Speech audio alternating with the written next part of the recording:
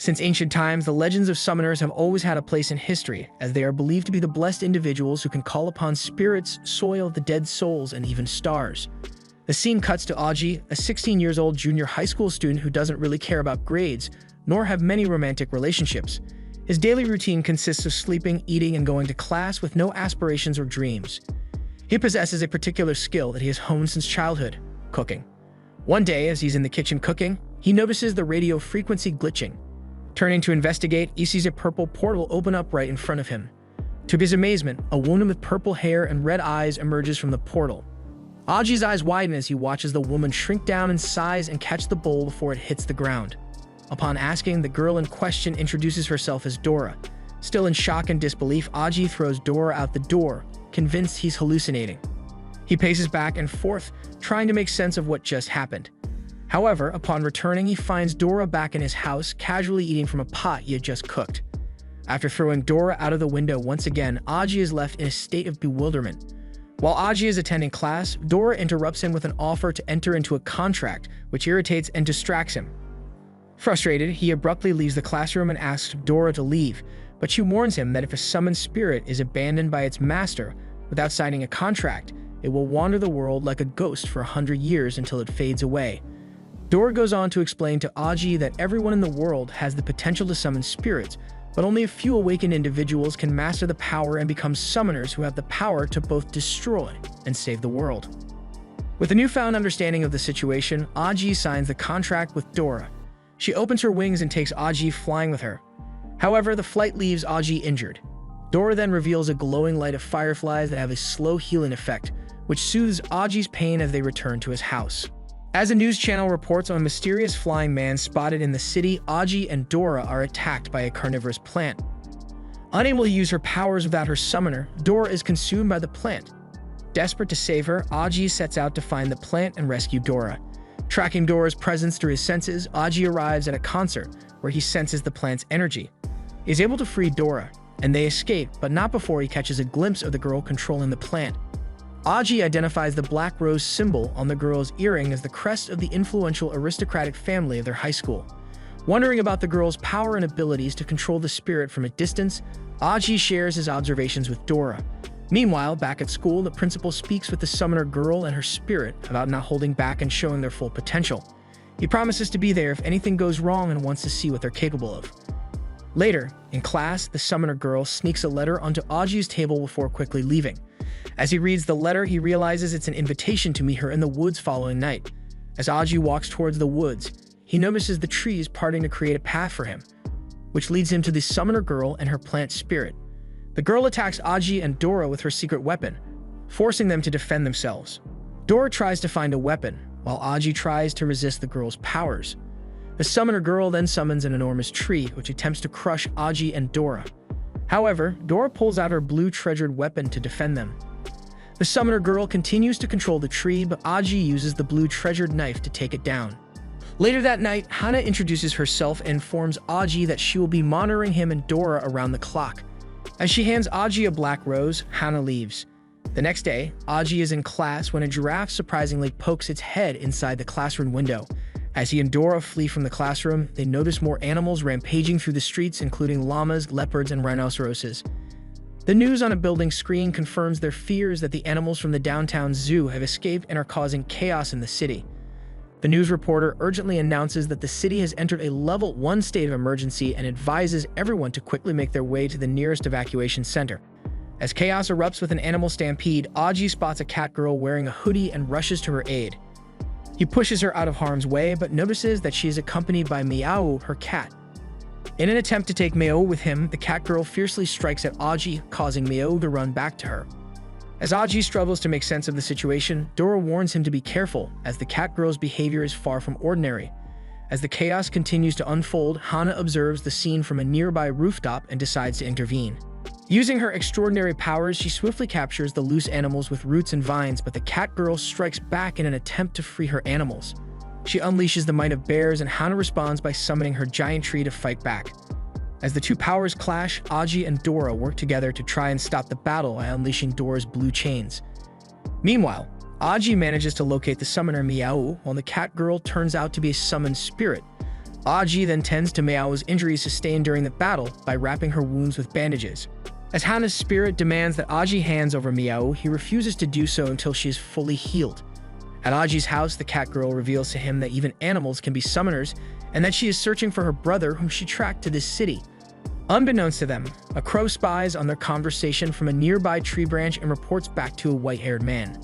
The following morning, a group of men dressed in black suits and green skins arrive at Aji's doorstep, inviting him to Missy's residence for dinner. They forcefully drag him onto their helicopter, and Aji, Dora, and Miao find themselves landing at the Grand Mansion. To their surprise, Hana is already waiting for them at the helipad, and they all proceed to enter the mansion's opulent hallway. Upon entering the room, Aji, Dora, Miao, and Hana meet Harlan, Hana's grandfather, who proceeds to share with them the legend of the single crystal that contains all spirits, thought to be both a god and a devil. Harlan explains that in the past, summoners have waged countless wars over the crystal. He goes on to reveal that summoners have been divided into two camps since ancient times. One camp, known as the Watchers, believes in allowing nature to run its course and protecting the balance of the world by passing down the power of nature. The other camp, known as the Destroyers, seeks to snatch up all summoner powers by any means necessary, including killing, invading, and seeking to take over the world with their endless desire. After explaining the history of summoners, Harlan tells Aji that he must choose a side. Harlan then reveals what he knows about Aji's past. His parents abandoned him when he was 5 and left without a trace, and he has been living with foster families ever since. As they begin to eat dinner, a spirit falls into the room from the sky. Harlan recognizes it as a destroyer due to the blood moon, crows, and abnormal fluctuations in power. Harlan engages in battle with the destroyer, exchanging punches. The battle intensifies, and Harlan asks Hana and Aji to leave as it is no longer safe. The mansion is destroyed as more destroyers make their way in. Amidst the chaos, a blonde destroyer battles with Hana, while Miao spots her long-lost brother among the destroyers. Hana summons her tree to fight the blonde destroyer, but the blonde destroyer's spirit attacks the tree from behind, leaving Hana with injuries. Another dark-haired destroyer holds Hana's throat from behind with her sword and slits it, making her fall to the ground. Harlan immediately uses his healing powers to heal Hana's wound from afar, but Miao's brother strikes at his stomach from behind, and the blonde destroyer shoots Harlan in the head, which summons his greatest spirit power, a blue dragon that begins to strike back at the destroyers. Harlan's life comes to a tragic end as a destroyer sucks his soul, completing their objective. As they fly away, Aji, Dora, and Miao are left behind to deal with the aftermath. Hana, who is sick and injured, remains at home while the others set out to gather information on the destroyers. Aji discovers that someone had live-streamed the entire battle using satellite cameras, and the uploader's account is full of news entries and articles about the summoners, along with a comic book series called The Moas Summoner. Aji suspects that the user behind the account is a summoner, so the group sets out to find her. At the book signing event held by the writer, a blonde girl with glasses announces her presence over the microphone. Aji disguises himself with glasses and a mask to remain incognito and approaches her to buy all of her comic books. As soon as she sees Aji, she recognizes him and also notices Dora concealed in a nearby garbage can and Miao perched on a tree branch. Enraged, Dora seeks revenge while Miao was bewildered about her brother's connection with the destroyers. She reveals how she has been keeping an eye on the 4 suspicious targets from the start and shows Dora and Miao her tracking devices that can emit high-frequency sonar pulse and scan anything within 300 meters, even mosquitoes. Suddenly, an explosion occurs beside them, triggering a Grade A alarm on the device with warning of the 4 targets armed with unknown weapons. With the targets closing in on them, they start running, and she uses her device to call her car. They end up jumping from the bridge to make their escape. As they try to escape from the targets, Stan drives the car using her phone. The pursuers are 4 black spirits, mechanical in nature, and belong to the organization she had tried to hack into. They use missiles to destroy the bridge ahead of them, but Dora comes to their rescue by using her crystal wings to assist their crash. Stan then summons a game controller and uses it to control a giant robot, pummeling the black spirits to the ground and smashing a few. Despite her victory, the robot catches on fire and explodes, causing Stan to fall down. As his wig comes off, Aji recognizes him as the guy from the club festival and invites him to join their group as their eye. Later that evening, Aji, Dora, and Miao are taken on a tour of Stan's secret laboratory, which is a moving van. Aji briefs Stan on their main objective to gather information on the destroyers, to which Stan reveals that she has been using satellites to detect fluctuations in spiritual energy on Earth's surface.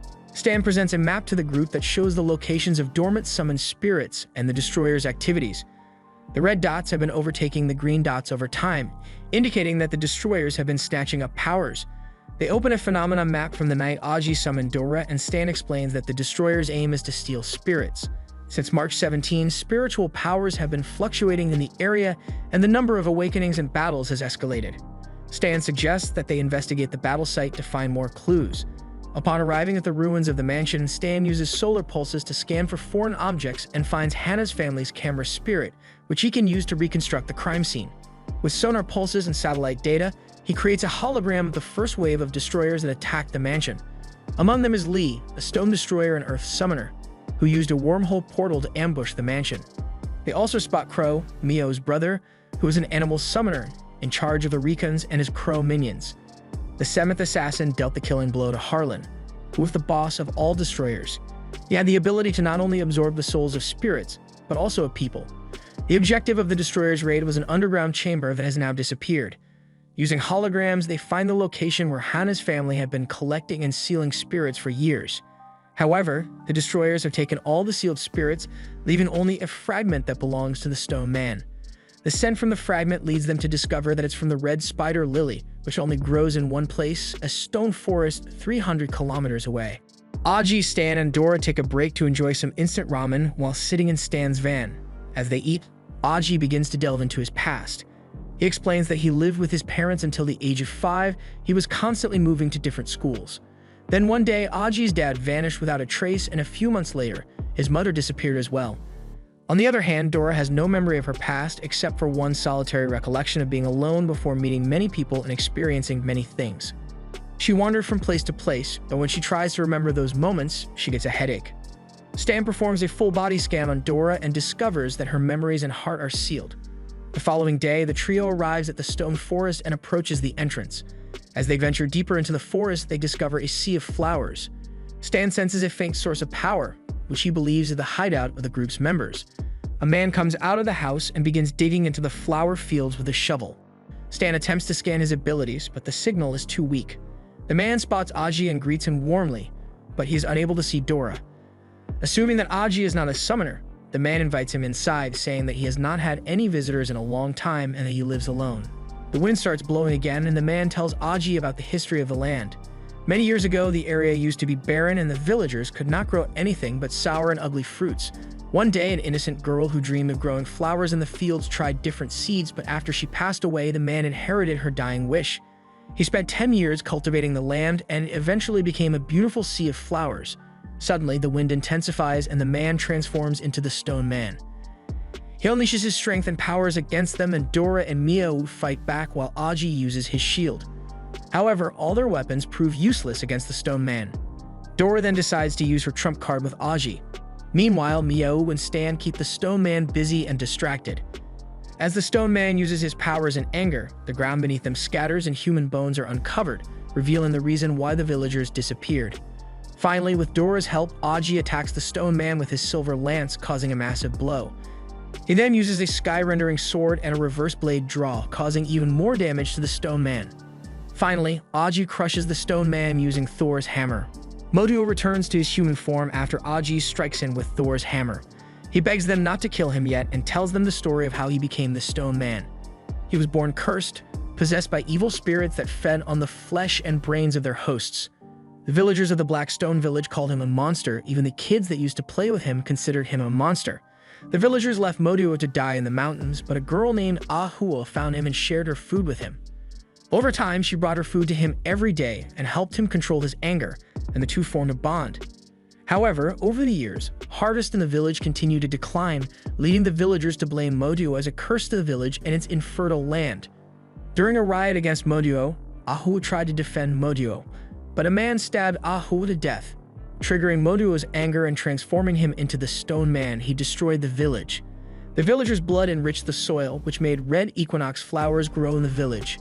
As Moduo finishes the story on his past, the chains on Moduo's chest begin to light up, and he turns into the huge beast. Aji and Dora join forces to defeat him, but his defense turns out to be too strong. In the midst of the intense battle, Aji falls into a flashback and Dora protects him with her shield. In Aji's dream, he sees Dora's heart chained up and releases it, giving her back her powers. With renewed strength, Dora rises from the sky and crushes Moduo to the ground, killing him. As Aji says goodbye to Moduo, he acknowledges that the destroyers will continue to hunt them. Shortly after, the destroyers arrive and discover Moduo's lifeless body. The seventh member reads Moduo's memory and, as a gesture of peace, lays an equinox flower on his body. Aji faints from his injuries in Stan's moving laboratory. As Stan's device begins to notify him of strong spiritual energy detections, the destroyer approaches from the wormhole and shadow blades their moving vehicle. The other destroyers arrive and knock them all out. During the commotion, Stan is shot and Aji is captured by the seventh destroyer and taken to a realm where a man approaches him and reveals that, in the timeline he came from, Aji is already dead. The man offers Aji 3 minutes to salvage everything and tells him he'll be waiting at the demon furnace once all this ends. Before coming back, Aji recognizes the man as his dad. Aji makes a plan to switch vehicles to dodge the destroyers, and they successfully escape. As they rush back home to find Hana, they discover that she's missing but has left a letter. Stan borrows Hana's helicopter for them to escape the destroyers. While in the helicopter, Aji reads Hana's letter, which instructs them to meet her at the demon furnace. Mio explains that the demon furnace is a place where one can participate in a trial that supposedly makes them stronger. As they fly the helicopter, Stan shares with the group the history of the demon's furnace, a grand arena where aspiring summoners must pass a series of trials to become full-fledged summoners. He reveals that not only the destroyers but also Hana's grandfather and his friends had trained there. However, their journey is interrupted by a storm that Stan recognizes as the Sea of Death, where numerous planes and ships have met disaster over the past few decades, sealing normal people and the mundane world beyond this boundary. Despite this, they manage to make it past the storm only to be attacked by a female destroyer, who strikes at them inside the chopper, breaking it in half. Stan quickly transforms the helicopter parts into a robot as they face off against the destroyer. However, more destroyers soon intervene and the robot crashes down. Just as they are about to be captured, a woman named Bonnie appears and claims that they have violated 12 of the island's rules. As the administrator of the island, she issues them a final warning at the demon furnace. Bonnie begins to announce the rules of the island, starting with rule number 1, no killing outside the arena. Upon hearing this, the leader of the destroyers decides to honor the rules and depart with others. After Bonnie leaves, Aji, Stan, Dora, and Mio begin to trek towards the island, feeling exhausted and famished. As they trudge along, a man named Richard approaches them riding on a lizard and offers them a ride. During the ride, Richard talks about the demon furnace and how there are only rules, with no good or bad. He goes on to explain how there was an endless war between the Watchers and Destroyers that devastated both sides, leading to a ceasefire. The ancient summoners constructed a small island far from the rest of the world to prevent any further tragedy. After the ceasefire, battles have been resolved peacefully by adhering to the rules of the arena. Anyone who violates these rules is considered an enemy by both the Watchers and Destroyers, as the arena is regarded as a sacred place. Richard guides Aji, Stan, Dora, and Mio to a pub entrance, where they are provided with the demon furnace's top-quality medicinal spring water. The water heals their wounds and revitalizes them, leaving Dora wanting more bottles. Richard, aware of the water's addictive properties, refrains from disclosing this fact to them. Richard leads the group to Furnace Town, which has hotels, restaurants, and markets. However, it is also known as Loser's Town, as only those who have lost everything in the demon furnace seek to make money to buy a ferry ticket out. Richard takes them to the registration hall, where they join many other summoners waiting in line to register for the tournament. As the registration begins, they discover that the registration fee is a whopping $2 million in advance. Stan pays the fee using her phone and claims to have hacked the bank accounts of a few Mexican cartel bosses. The others follow suit and successfully register. Richard has already made it through the registration process by using Door 4, reserved for musicians and artisans. Richard is revealed to be a notorious criminal, one of the top 10 most wanted people in the world, but he keeps this fact to himself. They all enter an elevator and witness a deep hole with over 100 floors. There is a checkpoint every 10 floors, and if anyone fails, they have to start over from the last checkpoint. The tournament's first elimination round is scheduled to begin the following day, and Bonnie wishes all the contestants good luck. While enjoying themselves in the swimming pool, Aji, Dora, Stan, and Miao Wu watch as Bonnie announces the highlights of the tournament on a TV screen. Hana is revealed to be the season's MVP. After leaving the pool and retiring to their rooms, Aji and Dora suddenly find the wall in their room beginning to move, with blades emerging from it. Aji quickly raises the alarm, and they realize that they are trapped. Dora uses her summoning abilities to conjure up a skeleton key, which they use to escape from their room.